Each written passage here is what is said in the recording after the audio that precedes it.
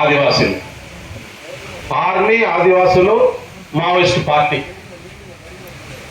ఇవాళ వాళ్ళతో మాట్లాడినాక నాకు వచ్చినటువంటి కంక్లూజన్ ఏంటంటే, నాకు వచ్చినటువంటి అభిప్రాయం ఏంటంటే, గుట్టలను షెట్లను ఎత్తుకోపోవడం కోసం దొంగలు పడ్డారు అడవిలో. ఈ గుట్టలు షెట్లు మీద పైసలు సంపాదించుకునేటోళ్ళు, వాటిని అమ్ముకొని బతుకుదాం అనుకునేటోళ్ళు, వాళ్ళని అమ్ముకొని వేల తరాలు సంపాదన సృష్టించుకుందాం అనుకునేటోళ్ళు మనుషుల్ని చంపేయాలనుకుంటున్నారు. అక్కడ ఆ మనుషుల్ని చంపేటటువంటి కార్యక్రమం మొదలైంది. అది సంవత్సరంలో పూర్తిగా పోతున్నది. 2026 మార్చి 30 లోపల క్లోజ్ చేస్తామని ప్రభుత్వం డెడ్ లైన్ పెట్టుకున్నది. ఈ మనుషుల్ని చంపి దాదాపు 18 లక్షల మంది ఆదివాసులు నివసిస్తున్నటువంటి ప్రాంతం. ఈ 18 లక్షల మందిని కాపాడుకోవడానికి, నిలబెట్టుకోవడానికి మనకేమైనా శాతం అవుతుందా లేదా అనేది ఆలోచించుకోవాలి. ఇప్పుడు ఆడ మా ఆదివాసీ బిడ్డే బస్తర్కు ప్రధానంగా మా కాంగ్రెస్ పార్టీకి పిసిసి ప్రెసిడెంట్ ఉన్నాడు. ఎక్కం లెక్క ఒక్కడే తిరుగుతా ఉన్నాడు. ఇప్పుడు పాదయాత్ర చేస్తా ఉన్నాడు, బస్తర్ బచావ్ అని చెప్పి తిరుగుతా ఉన్నాడు. అక్కడ దీపక్ బైజ్ ఇంతకుముందు ఈ భారత్ బచావ్ సమావేశం పెట్టినప్పుడు వచ్చిండు, ఈడికి కూడా వచ్చిండు. ఈ మీటింగ్ కింద భారత్ బచావ్ మొదటి సమావేశానికి ఆయన హైదరాబాద్కి వస్తే నేనే పట్టుకొచ్చిన. ఆ సమావేశంలో మాట్లాడిపోయింది ఆయన. అప్పుడు కాంగ్రెస్ పార్టీ ప్రభుత్వం ఉండే అక్కడ మాట్లాడిపోయింది. ఇది భారత్ బచావ్ మొదలైనటువంటి మీటింగ్ లో ఆయన పార్టిసిపేట్ చేసిండు. నిన్న కాక మొన్న మా ట్రైనింగ్ క్యాంప్ మధ్యప్రదేశ్ లో అయిపోయినాక ఒక ఎన్కౌంటర్ జరిగింది, ఫేక్ ఎన్కౌంటర్ మధ్యప్రదేశ్ లో. ఆ ఫేక్ ఎన్కౌంటర్ కాడ మా ట్రైనింగ్ లో కూర్చున్నటువంటి పిల్లలందరికంటే ముందు పోయింది. కాంగ్రెస్ పార్టీ కార్యకర్తలే వాళ్ళు, ఆదివాసీ బిడ్డలు. పోయినాక మా నేషనల్ చైర్మన్ విక్రాంత్ పూరియా అని ఉంటాడు, అక్కడ ఎమ్మెల్యే పిల్లగాడు, దాని అసెంబ్లీలో రైజ్ చేశాడు. మామూలుగా రైజ్ చేయలే. మధ్యప్రదేశ్ లో మొట్టమొదటిసారిగా మధ్యప్రదేశ్ బీజేపీ ప్రభుత్వం తప్పుడు ఎన్కౌంటర్ అని గుర్తిస్తూ ఆ చనిపోయినటువంటి 6గురికి 10 లక్షల రూపాయల ఎక్స్ప్రెషన్ ఇవ్వడమే కాకుండా ఎంక్వైరీ కమిషన్ వేసింది. ఫేక్ అని తెలిస్తే ₹1 కోటి ఇస్తామని చెప్పి అసెంబ్లీ సాక్షిగా దాన్ని కమిట్ కావాల్సినటువంటి పరిస్థితి ఇవాళ ఆదివాసీ కాంగ్రెస్ తీసుకొచ్చింది మధ్యప్రదేశ్ లో. నేను ఇవన్నీ ఎందుకు చెప్తున్నా ఉన్నా అంటే, ఒక కాంక్రీట్ కన్స్ట్రక్టివ్ వర్క్ కనుక జరగకపోతే ఈ దేశంలో రాజ్యాంగం మిగిలే పరిస్థితి లేదు. ఇది కాంగ్రెస్ పార్టీ ప్రోగ్రామో లేకుంటే మావోయిస్టు పార్టీ ప్రోగ్రామో ఇంకో రాజకీయ పార్టీ నిర్మాణానికి సంబంధించిన అంశం అని నేను అనుకోవట్లేదు. భారతదేశంలో 2 మార్గాలు వచ్చినాయి ముందుకు. ఒకటి, ఆధిపత్య వర్గాల ప్రయోజనాలు, పెట్టుబడిదారి అగ్రకుల పెట్టుబడిదారి వర్గాల ప్రయోజనాల కోసమే పనిచేసేటటువంటి ఒక 5% కోసం పనిచేసే రాజకీయ నిర్మాణం. రెండో వైపు 95% దేశ ప్రజల్ని కాపాడుకునేటటువంటి భారత రాజ్యాంగం. ఈ రెండింటి మధ్యన ఒక యుద్ధం జరుగుతుంది దేశంలో. మనకి ఇష్టం ఉన్నా లేకున్నా, దీన్ని మనం గౌరవించినా గౌరవించకున్నా, దీంతో మనం ఉన్నా లేకున్నా దీన్ని కాపాడుకుంటే తప్ప ఈ మాట్లాడే హక్కు కూడా ఉండదు. ఇది పోబోతున్నది, దీనికి డెడ్ లైన్ కూడా వచ్చేసింది. నేను అందుకనే బస్తర్ ఉద్యమాన్ని మావోయిస్టు పార్టీ ఉద్యమంలో చూడట్లేదు. ఎందుకంటే డిఫెన్స్ వాయిస్ గోపినాథ్ గారు ఎన్నిసార్లు ఆదివాసీ మూవ్మెంట్ మావోయిస్టు పార్టీ కంటే ముందు లేదా? కాంగ్రెస్ పుట్టక ముందే 100 సంవత్సరాల ముందు ఆదివాసీ మూవ్మెంట్ దేశంలో ఉంది. కాంగ్రెస్ పార్టీ పుట్టి 130 సంవత్సరాలు అయితే 17th సెంచరీలో బ్రిటిష్ వాళ్ళకి వ్యతిరేకంగా కొట్లాడేది ట్రైబల్స్, ఆదివాసులు, దేశ ఆదివాసులు. ఎందుకు ఎవరికి ఎక్స్ప్లెనేషన్ ఇచ్చుకోవాలి?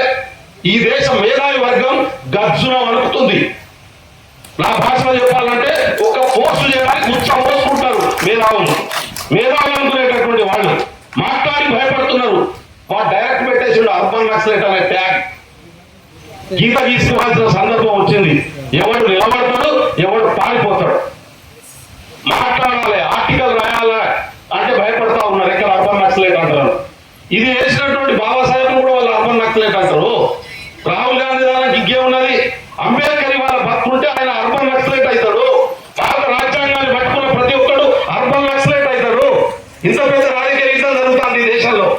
అది మనకు అర్థం కాలేదనుకో, మనం ఎక్కడ నిలవడం అనేటటువంటి విషయం మనం అర్థం చేసుకోలేదనుకో, మన మధ్య ఉన్నటువంటి అంతర్గత వైరుధ్యాలు శత్రువును గుర్తించడంలో విఫలమైనదనుకో కొట్లాడలేము.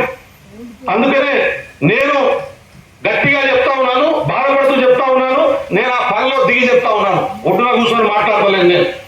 నేను 2.5 సంవత్సరాలు తెలంగాణ రాష్ట్రంలో 5,000 మంది ఆదివాసులను లీడర్గా తయారు చేసి ఇస్తానని చెప్పి మా నాయకుడికి మాటిచ్చాను. తయారు చేసి ఇస్తా, కొట్లాటకు దిగటంలో ఇస్తా, కాంప్రమైజ్ కాదు. నేను భారత రాజ్యాంగం కోసం కొట్లాటకు దిగటంలో ఇస్తా. మీరెంతమంది దానికి సిద్ధపడుతున్నారు? సిద్ధపడండి.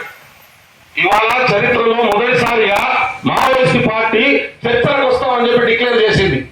సైన్యం ఎందుకు పోయింది ఛత్తీస్గఢ్కు? మావోయిస్ట్ ఉన్నారని పోయింది కదా. మావోయిస్ట్ పార్టీ చర్చలకు వస్తుంది అన్నప్పుడు రాజ్యాంగం ప్రకారం ఏర్పడినటువంటి భారత ప్రభుత్వం చర్చలు జరపాలి కదా. ఆర్మీ భారతంలో ఉండాల్సినటువంటి ఆర్మీ నీ ప్రజల మీద దాడి చేయాల్సిన అవసరమే ఉంది. దాడి తప్పిన వాళ్ళే అనుకో, వేరే సిద్ధాంతంతో అనుకో, కానీ భారత ప్రజలు కదా, భారత ప్రజాస్వామ్యంలో భారత రాజ్యాంగం ఇచ్చినటువంటి ఓటు హక్కున్నటువంటి ప్రజలు కదా. ఆ ప్రజల మీద యుద్ధం ఎందుకు? శాంతికి తుపాకు పట్టుకున్నటువంటి వాడు వస్తా అన్నప్పుడు చర్చించాల్సినటువంటి బాధ్యత భారత ప్రభుత్వం మీద ఉంది. అది గట్టిగా చెప్పాల్సినటువంటి అవసరం ఉంది. భారత ప్రభుత్వం చర్చలకు సిద్ధమా లేదా? భారత ప్రభుత్వం చర్చలు జరిపి ఆదివాసుల్ని కాపాడుతుందా లేదా? ఒక సిద్ధాంతానికి ఈ దేశ ఆర్మీకి జరుగుతున్నటువంటి యుద్ధంలో ట్రైబల్స్ ఆదివాసులు ఎందుకు చచ్చిపోవాలి? ఈ ఆదివాసుల్ని కాపాడే బాధ్యత భారత ప్రభుత్వానికి లేదా? ఇది ప్రశ్నించాలి. భారత ప్రభుత్వం నువ్వు చెట్ల పుట్ల తవ్వుకోవడం కోసం ఆదివాసుల్ని నక్సలైట్గా సాగి చూపించి చంపే ప్రోగ్రామ్ లో ఉంటావా? ఈ ఆదివాసుల్ని భారత రాజ్యాంగం ప్రకారం కాపాడి అక్కడ ఉన్నటువంటి సమస్యల్ని పరిష్కరించే విధానంలోకి పోతావా? ఇది గట్టిగా మాట్లాడాలి. భయపడవద్దు. నువ్వు మాట్లాడగానే కింద సోషల్ మీడియాలో ట్రోలింగ్ వస్తుంది. వీడు అర్బన్ నక్సలైట్, వీడు ఇంకోటి అని చెప్పి. అగో ఆ ట్రోలింగ్లకు భయపడి మన మేధావులంతా ఇక్కడ నుంచి ఢిల్లీ దాకా నోరు మూసుకొని కూర్చుంటున్నారు. ఎవరికి వాళ్ళే నాకు అత్యమవుతుందో అని చెప్పి భయపడతా ఉన్నారు. గౌరీ లెక్కేసిన తర్వాత ఇది పెరిగిపోయినటువంటి పరిస్థితి ఉంది. అందుకనే మిత్రులారా, మీరందరూ త్యాగ పురుషులు, మీరంతా మహానుభావులు, గొప్ప గొప్ప సిద్ధాంతాలు చదివినటువంటి వాళ్ళు. నాకు అది తెలియదు. నేను ప్రాక్టికల్ లైఫ్ నే నమ్ముకుంటా, వాస్తవ జీవితం మీదనే ఉంటా. ఇవాళ ఈ దేశంలో సమానత్వానికి, ఆధిపత్యానికి, సమానత్వానికి, దోపిడీకి, ప్రజాస్వామ్యానికి, ఇవాళ నియంతృత్వానికి యుద్ధ వాతావరణం ఉంది.